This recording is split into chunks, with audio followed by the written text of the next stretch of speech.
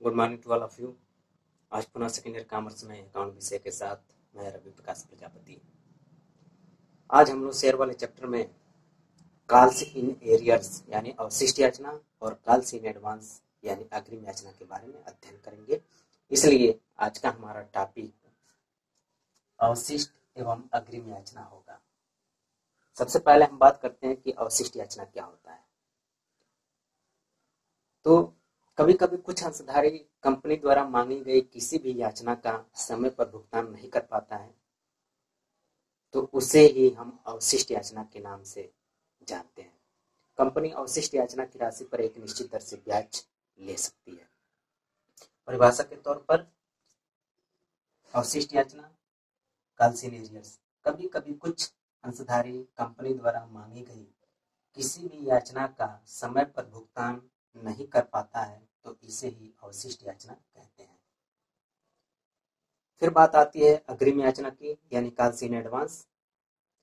तो calls in advance calls in arrears का just opposite होता है। कॉल्स इन एडवांस में कुछ अंशधारी कंपनी द्वारा मांगी गई किसी भी याचना का बार बार भुगतान करने की परेशानी से बचने के लिए वो अपने अंशों की संपूर्ण रकम कंपनी को एक साथ ही पेड कर देते हैं, तो उसे ही हम अग्रिम याचना के नाम से जानते हैं। परिभाषा के तौर पर कभी कभी कुछ अंशधारी कंपनी द्वारा मांगी गई किसी याचना का बार बार भुगतान करने की परेशानी से बचने के लिए अपने अंशों की संपूर्ण रकम कंपनी को एक साथ भुगतान कर देता है, तो इसे अग्रिम याचना कहते हैं। कंपनी जिस प्रकार अवशिष्ट याचना पर ब्याज ले सकती है, वैसे अग्रिम याचना की राशि पर एक निश्चित दर से ब्याज दे सकती है। अब आइए इन दोनों को हम उदाहरण के माध्यम से समझते हैं।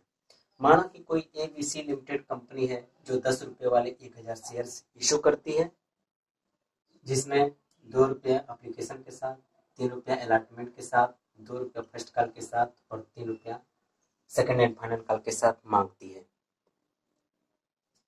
जब आवेदन का पैसा मांगा जाता है, तो यदि सभी अंशों पर पैसा प्राप्त होता है, तो उस समय पर एप्लीकेशन का अमाउंट कुल कंपनी को 2000 रुपये प्राप्त होगा।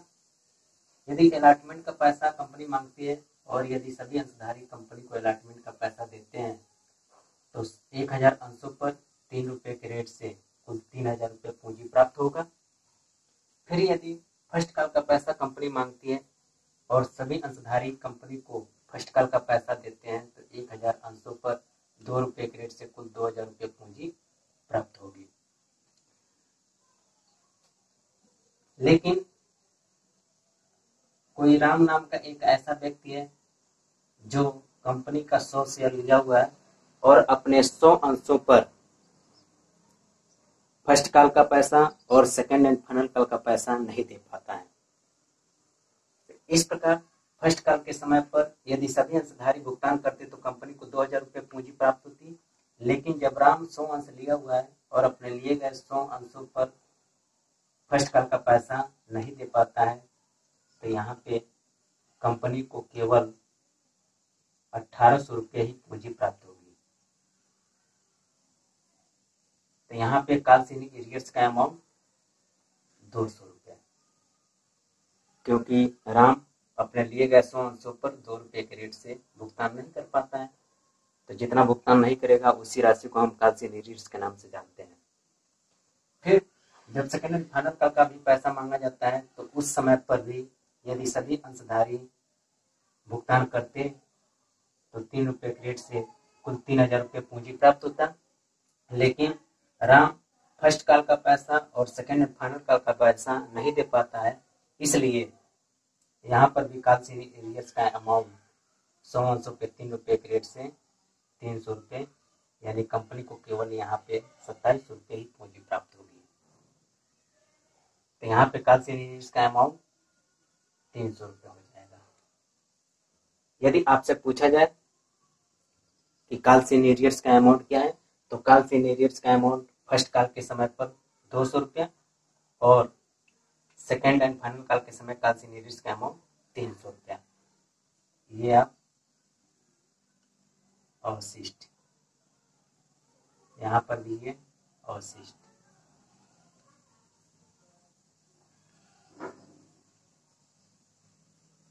इसके बाद हम बात करते हैं कॉल्स इन एडवांस की। तो कॉल्स इन एडवांस में माना कि जब कंपनी एप्लीकेशन का पैसा मांगती है तो यदि सभी अंशधारी कंपनी को पैसा समय से भुगतान करते हैं तो 1000 अंशों पे 2 रुपये के रेट से 2000 रुपये पूंजी प्राप्त होती है। फिर अलॉटमेंट का पैसा मांगती है तो यदि सभी अंशधारी भुगतान कर देते हैं तो कंपनी को अलॉटमेंट के समय 3000 रुपये पूंजी प्राप्त होती है। फिर फर्स्ट कॉल के समय पैसा मांगती है तो फर्स्ट कॉल के समय यदि सभी अंशधारी भुगतान करते हैं तो 2 रुपये के रेट से कुल 2000 रुपये पूंजी प्राप्त होगी। लेकिन मोहन नाम का एक ऐसा व्यक्ति है जो कंपनी के द्वारा 50 शेयर लिया हुआ है। वह अपने लिए गए 50 अंशों पर सेकेंड एंड फाइनल कॉल का भी पैसा फर्स्ट कॉल के साथ ही पेड कर देता है। यानी कंपनी ने अभी केवल फर्स्ट कॉल का ही पैसा मांगा है, लेकिन वह व्यक्ति सेकेंड एंड फाइनल कॉल का भी पैसा फर्स्ट कॉल के साथ ही पेड कर देता है, क्योंकि वह जानता है कि कंपनी भविष्य में कभी न कभी सेकेंड एंड फाइनल कॉल का पैसा मांगेगी। इसलिए फर्स्ट कॉल के समय केवल यदि सभी अंशधारी देते तो उसको 2000 रुपये पूंजी प्राप्त होती, लेकिन वह अपने 50 अंशों पर सेकेंड एंड फाइनल कॉल का भी पैसा दे रहा है, इसलिए कंपनी को यहाँ पे पैसा कुछ अधिक मिलेगा, यानी 150 रुपया अधिक। यानी यहाँ पे कंपनी को कुल 2150 रुपये पूंजी प्राप्त होगी। यदि एडवांस नहीं मिलता तो कंपनी को केवल 2000 रुपये ही मिलना था, लेकिन एडवांस का भी पैसा मोहन दे रहा है सेकेंड एंड फाइनल कॉल का, इसलिए कंपनी को यहाँ पे अधिक राशि यानी 2150 रुपये प्राप्त होगी। यही पैसा जो एडवांस के रूप में मोहन दे रहा है उसको कॉल्स इन एडवांस के नाम से हम जानते हैं। फिर जब company second and final call का पैसा मांगेगी उस समय पर मोहन अपने लिए गए 50 अंशों पर सेकेंड एंड फाइनल कॉल का पैसा नहीं देगा, क्योंकि उसने ऑलरेडी पहले ही दे रखा है। इस प्रकार सेकेंड एंड फाइनल कॉल के समय यदि कंपनी डिमांड करती है तो यहाँ पे कंपनी को कुल 3000 रुपये मिलना चाहिए था, लेकिन इसमें से मोहन अपने 50 शेयर पे 3 रुपये के रेट से फर्स्ट कॉल के समय ही पैसा दे चुका है, इसलिए यहाँ पे नहीं देगा, तो यहाँ पे पैसा कंपनी को कम मिलेगा। यानी कंपनी को केवल यहाँ पे 2850 रुपये ही प्राप्त होगा। यही हमारा कॉल्स इन एडवांस। पिछले वीडियो में हम लोगों ने शेयर वाले चैप्टर में कॉल्स इन एरियर्स यानी अवशिष्ट याचनाएं और कॉल्स इन एडवांस यानी अग्रिम याचनाओं के बारे में अध्ययन किया था। आज के इस वीडियो में हम लोग फॉरफीचर ऑफ शेयर्स यानी अंशों का हरण क्या होता है इसके बारे में अध्ययन करेंगे। इसलिए आज का हमारा टॉपिक फॉरफीचर ऑफ शेयर्स यानी अंशों का हरण होगा। तो आइए जानते हैं कि अंशों का हरण क्या होता है। तो जैसा कि हम सभी जानते हैं कि कंपनी अपनी पूंजी प्राप्त करने के लिए अंशों को निर्गमित करती है और उन्हीं अंशों के अंशधारियों से समय समय पर याचनाएं करती है। यदि कंपनी द्वारा मांगी गई किसी भी याचना का कोई भी अंशधारी समय पर भुगतान नहीं कर पाता है तो कंपनी ऐसे अंशों को जब्त यानी हरण कर सकती है। इसी को हम हरण के नाम से जानते हैं। नेक्स्ट, प्रोसीजर ऑफ फॉरफीचर्स यानी अंशों के हरण करने की क्या विधि है। आइए अब इसके बारे में हम विस्तृत रूप में जानकारी प्राप्त करते हैं। तो जैसा कि हम सभी जानते हैं कि कंपनी अपनी पूंजी प्राप्त करने के लिए अंशों को निर्गमित करती है और उन्हीं अंशों के अंशधारियों से समय समय पर याचनाएं करती रहती है। यदि कंपनी द्वारा मांगी गई किसी भी याचना का कोई भी अंशधारी समय पर भुगतान नहीं कर पाता है तो कंपनी का सचिव ऐसे सभी अंशधारियों का या सदस्यों का एक सूची बनाता है जिनके अंशों पर याचनाओं की राशि बाकी है। ऐसे सूची को कंपनी का सचिव संचालक सभा में प्रस्तुत करता है। संचालक उस सूची के आधार पर यह आदेश देता है कि ऐसे सभी सदस्यों के पास यानी अंशधारियों के पास एक नोटिस भेजी जाए और उस नोटिस में एक निर्धारित तिथि जो 14 दिन के पहले का न हो, निर्धारित तिथि भी अंकित की जाए कि यदि अंशधारी इस निर्धारित तिथि तक अपने अंशों पर कोई भी याचना की राशि या ब्याज का भुगतान निर्धारित तिथि तक नहीं कर पाता है, तो ऐसे अंशों को जब्त यानी हरण कर लिया जाएगा। नोटिस भेजने के बाद यदि उस निर्धारित तिथि तक भी अंशधारी अपने लिए गए अंशों पर किसी भी अवशिष्ट राशि का भुगतान नहीं कर पाता है या याचना का भुगतान नहीं कर पाता है, तो कंपनी पुनः इसी प्रकार का एक नोटिस वार्निंग रूप में पुनः अंशधारियों के पास भेजती है। यदि इसके बावजूद भी अंशधारी अपने लिए गए अंशों पर याचनाओं की राशि का भुगतान नहीं कर पाता है, तो कंपनी ऐसे अंशों को जब्त यानी हरण कर लेती है और एक नोटिस अंशधारियों के पास भिजवा देती है कि इन अंशों का हरण कर लिया गया है, अतः ऐसे अंशधारी अपने द्वारा लिए गए प्रमाण पत्र को कंपनी को वापस कर दें और उन व्यक्तियों का नाम कंपनी के रजिस्टर से हटा दिया जाता है। इसी को हम हरण के नाम से जानते हैं। और हरण होने से पूर्व तक जितना भी राशि अंशधारी ने अपने शेयर पर दिया रहता है, उस राशि को कंपनी जब्त यानी हरण कर लेती है। आइए इसको हम उदाहरण के माध्यम से समझते हैं। जैसे माना कि कोई ABC लिमिटेड कंपनी है जो 10 रुपए वाले 1000 शेयर इशू करती है,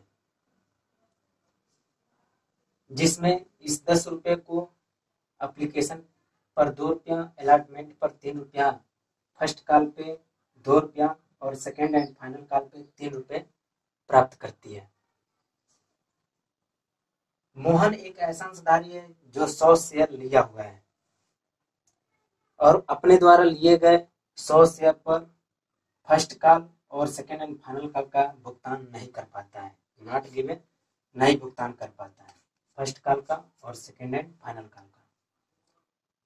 इसलिए फर्स्ट कॉल के समय वह अपने द्वारा लिए गए 100 पर 2 रुपये के रेट से यानी 200 रुपया भुगतान नहीं करेगा और फिर सेकेंड एंड फाइनल कॉल के समय 100 पे 3 रुपये के रेट से 300 रुपये वो भुगतान नहीं कर पा रहा है।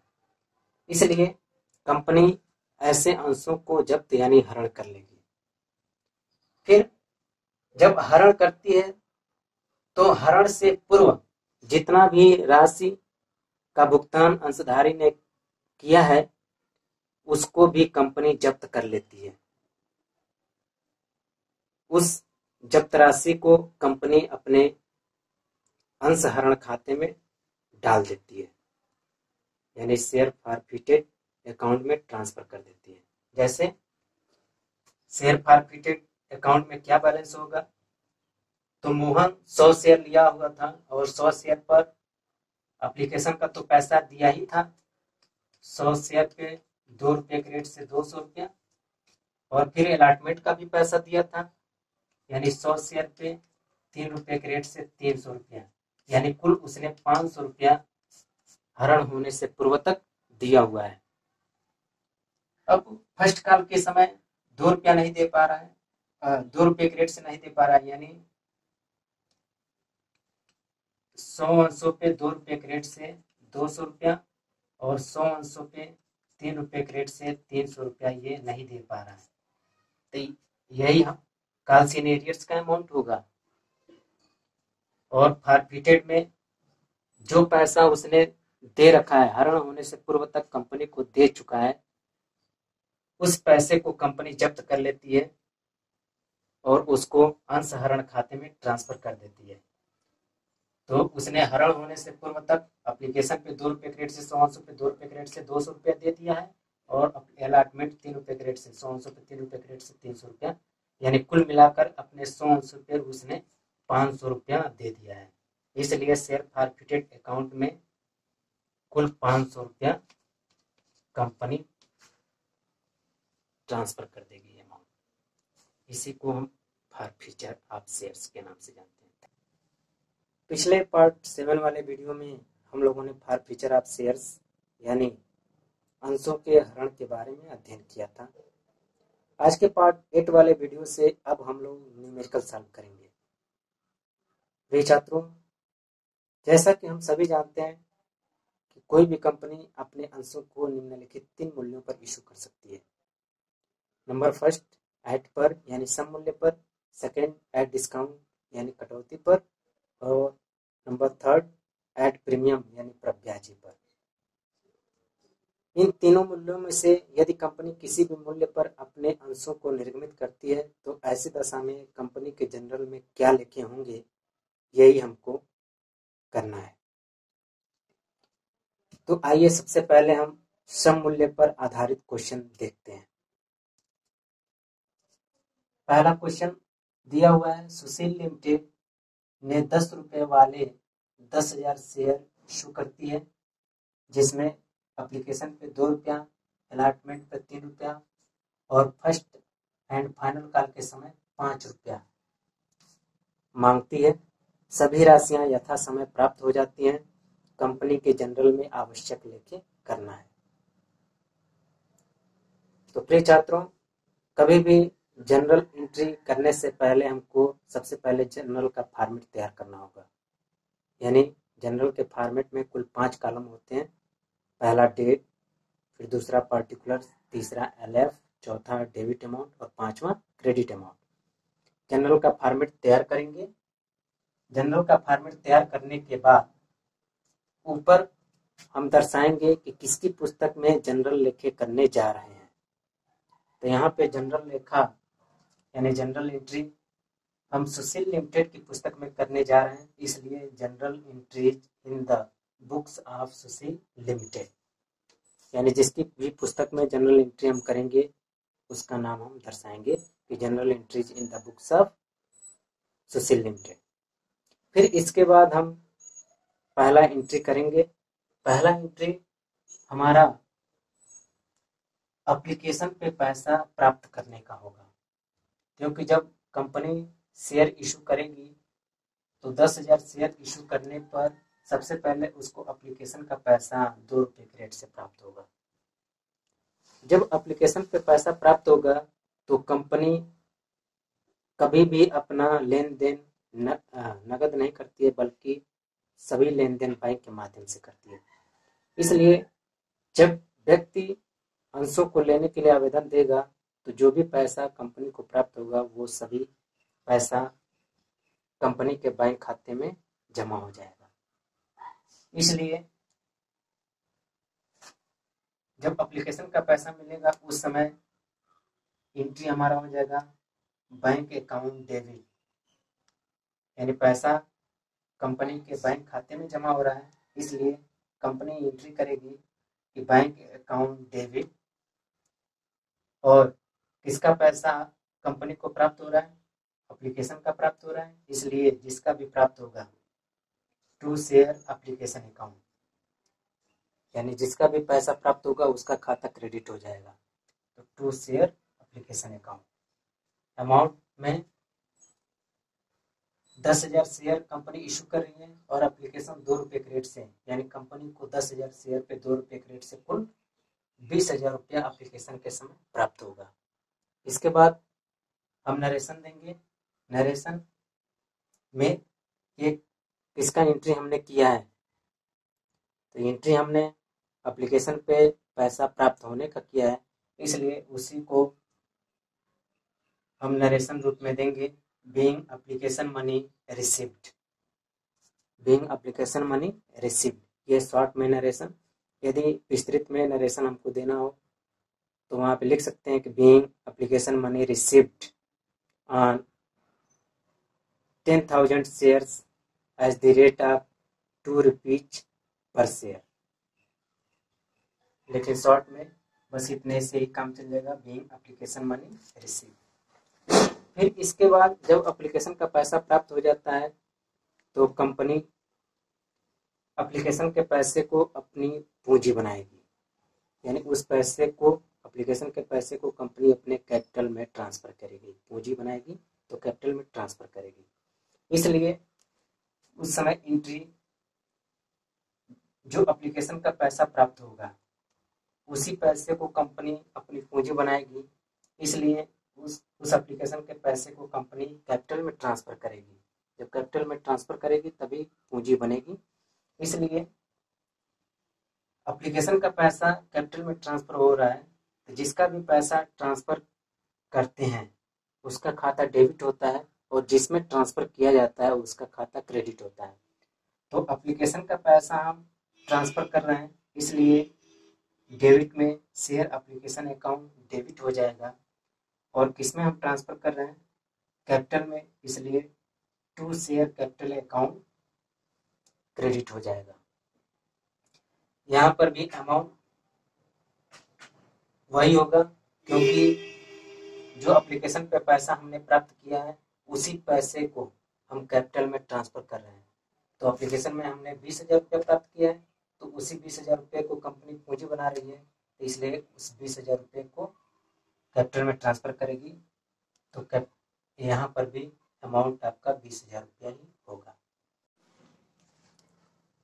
इसके बाद कंपनी एप्लीकेशन का पैसा कैपिटल में ट्रांसफर करने के बाद अलॉटमेंट का पैसा मांगेगी। कंपनी पैसा मांगने से पहले अंशधारियों को सूचित करती है, इसलिए पहले ड्यू की एंट्री होती है। तो ड्यू के समय कंपनी जिसका भी पैसा लेना चाहती है उसका खाता डेबिट करेगी, और वो पैसा अपनी पूंजी के लिए मांग रही है, इसलिए कैपिटल का अकाउंट क्रेडिट हो जाएगा। तो कंपनी एप्लीकेशन के बाद अलॉटमेंट का पैसा मांग रही है, इसलिए अलॉटमेंट का मांग रही है, तो शेयर अलॉटमेंट अकाउंट डेबिट। जिसका भी पैसा कंपनी मांगेगी उसका खाता डेबिट होगा। अलॉटमेंट का मांग रही है इसलिए शेयर अलॉटमेंट अकाउंट डेबिट, और ये पैसा पूंजी के रूप में मांग रही है, इसलिए to share capital account credit हो जाएगा। अब अमाउंट क्या होगा? 10,000 अंशों पर अलॉटमेंट 3 रुपये के रेट से 30,000 रुपया। 10,000 अंशों पर 3 रुपये के रेट से 30,000। यहाँ पर भी narration being allotment money due. इसके बाद अलॉटमेंट ड्यू होने के बाद अंशधारी कंपनी को अलॉटमेंट का पैसा भुगतान करेंगे। जब भुगतान करेंगे तो उस समय पुनः कंपनी को पैसा अंशधारियों से प्राप्त होगा। जब प्राप्त होगा तो पुनः बैंक अकाउंट डेबिट, यानी जब पैसा अंशधारी कंपनी को भुगतान करेंगे तो कंपनी के पास पैसा आएगा, और आने वाली वस्तु या संपत्ति के खाते को डेबिट करते हैं। इसलिए कंपनी बैंक अकाउंट को डेबिट करेगी, और ये पैसा अलॉटमेंट का मिल रहा है, इसलिए अलॉटमेंट अकाउंट यहाँ पर क्या हो जाएगा? क्रेडिट हो जाएगा। यानी bank account debit to share allotment account. Amount 30,000 रुपया ड्यू किया था, तो 30,000 रुपया पूरा मिल जा रहा है। फिर इसके बाद 5वां एंट्री, अलॉटमेंट के बाद फर्स्ट एंड फाइनल कॉल पुनः कंपनी ड्यू करेगी। जब ड्यू करेगी तो उस समय पर भी एंट्री, जिसका भी पैसा कंपनी मांगेगी, तो फर्स्ट एंड फाइनल कॉल का मांग रही है तो फर्स्ट एंड फाइनल कॉल का खाता डेबिट हो जाएगा। यानी share first and final call account debit, और ये पैसा पूंजी के लिए मांग रही है, इसलिए to share capital account credit हो जाएगा। 10,000 अंशों पर 5 रुपये के रेट से, फर्स्ट एंड फाइनल कॉल का अमाउंट 5 रुपया है, इसलिए 10,000 अंशों पर 5 रुपये के रेट से 50,000। फिर यहाँ पर भी narration being share first and final call due, being share first and final call amount due. पुनः यहाँ पे ड्यू होने के बाद अंशधारी फर्स्ट एंड फाइनल कॉल का पैसा का भुगतान कंपनी को करेंगे, इसलिए भुगतान करने पर कंपनी को पुनः पैसा प्राप्त होगा, तो कंपनी के पास पैसा आएगा, इसलिए आने वाली वस्तु संपत्ति के खाते को डेबिट करते हैं। तो कंपनी बैंक अकाउंट को डेबिट करेगी और यहाँ पर भी किसका पैसा मिल रहा है, तो फर्स्ट एंड फाइनल का पैसा मिल रहा है, इसलिए to share first and final call account. तो फर्स्ट एंड फाइनल कॉल के समय 50,000 कंपनी ने ड्यू किया था, तो फर्स्ट एंड फाइनल कॉल का ही पैसा यहाँ पे प्राप्त हो रहा है, यानी 50,000 ड्यू किया था तो पूरा 50,000 रुपया मिल भी रहा है, इसलिए यहाँ पर भी अमाउंट 50,000 50,000। नरेशन में being first and final call amount receive, यही हमारा जनरल एंट्री। इसके बाद जनरल एंट्री करने के बाद हम लास्ट में टोटल करेंगे जनरल के दोनों पक्ष, डेबिट पक्ष और क्रेडिट पक्ष, दोनों का हम टोटल करेंगे। दोनों का टोटल करने पर कुल अमाउंट आपका 2 लाख रुपए होगा। यही है आपका न्यूमेरिकल सममूल्य पर आधारित। Thank you.